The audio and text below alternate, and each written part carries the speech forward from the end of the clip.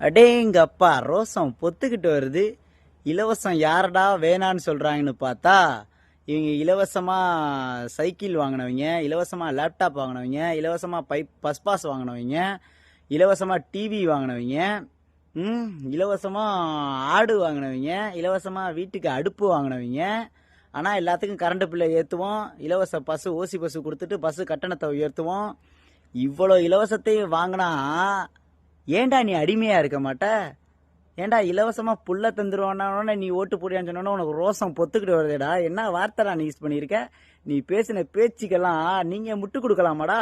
வேண்டாம் வேண்டாம் இலவசம் வேண்டாம்னு ஒப்பிச்சு விட்டு இப்ப அவர் வந்து இலவசம் தர்றேன்னு 2500 ரூபா தர்றேன்னு சொன்னனால நீங்க எல்லாம் போய் முட்டு கொடுக்குறீங்க. 2-3 வருஷத்துல பொருளாதாரம் எல்லாம் ஓட்டு போட்டு மக்களோட வரிப்பணத்தை தான் அவங்களுக்கே திரும்பி கொடுக்க போறாரு. 2-3 வருஷத்துல ஆட்சி செஞ்சுட்டு அவருக்கு வந்து பொருளாதாரத்தை உயர்த்திடுவாருன்னு நீங்களாம் அரசியல் பேசுறதுக்கு, அந்த தற்குறி நாய்கள்லாம் அரசியல் பேசுறதுக்கு இப்பதான்டா இறங்கிருக்கீங்க.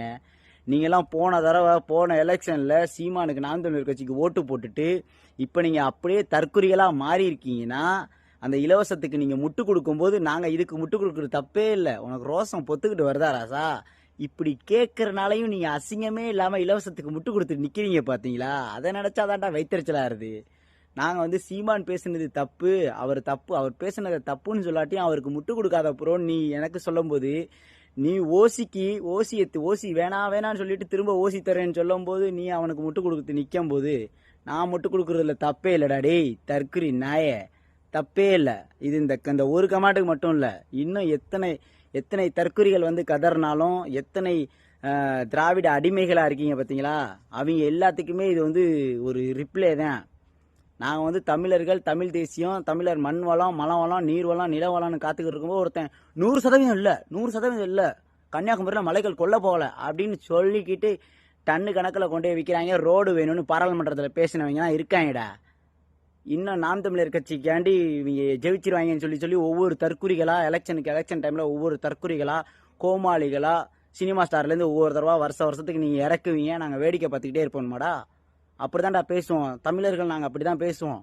தமிழ்நாட்டில் எல்லாரும் வந்து எத்தனை வந்தேரிகள்னு சொல்றாங்க. ரோசம் வருது இல்ல? வந்தவங்க எல்லாரும் வாழலாம். நாங்கள் வந்தேரிகள்னு சொல்லலை, எல்லாரும் வந்தவங்க வந்து வாழுங்க. ஆனால் நாங்கள் தான் ஆள்றோம்னு சொல்லிக்கிட்டு இருக்கோம். எல்லாமே லஞ்சம் ஊழல். நீங்கள் மக்களுக்கு நல்லது செஞ்சிருந்தீங்கன்னா நாங்கள் ஏன்டா அதை பற்றிலாம் பேச போகிறோம்? எங்கடா நல்லது செஞ்சுருக்கீங்க?